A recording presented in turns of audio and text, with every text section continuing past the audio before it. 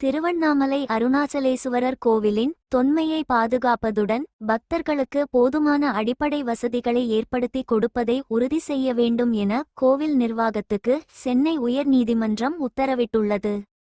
திருவண்ணாமலை அருணாச்சலேசுவரர் கோவிலில் நிறைவேற்றப்பட உள்ள திட்டங்கள் குறித்தும் கோவில்கள் மற்றும் புராதன சின்னங்களை பாதுகாக்க 2012ஆம் ஆண்டு இயற்றப்பட்ட புராதன சின்ன ஆணைய சட்டத்தின் கீழ் தமிழ்நாடு புராதன சின்ன ஆணையத்தை அமைத்தது தொடர்பாக அறிக்கை தாக்கல் செய்ய இந்து சமய அறநிலையத்துறைக்கு சென்னை உயர்நீதிமன்ற சிறப்பு அமர்வு உத்தரவு பிறப்பித்திருந்தது.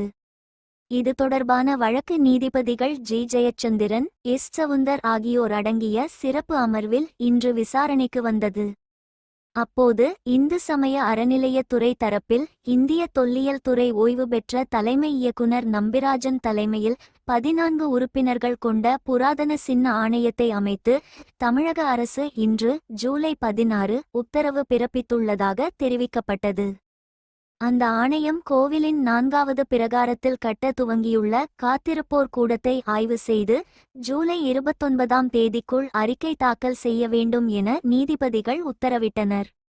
நாள்தோறும் அதிகரித்து வரும் பக்தர்களின் வசதிகள் தொடர்பான திட்டங்களை புராதன ஆணையத்துடன் கலந்து பேசி செயல்படுத்த வேண்டும் என்றும் பக்தர்களுக்கு போதுமான அடிப்படை வசதிகளை ஏற்படுத்தி கொடுப்பதை கோவில் நிர்வாகம் உறுதி செய்ய வேண்டும் என்றும் பக்தர்கள் தரிசனம் செய்வதற்கு ஏற்படும் நேரத்தை குறைப்பதற்கு நடவடிக்கை எடுக்க வேண்டும் என்றும் நீதிபதிகள் உத்தரவிட்டனர்.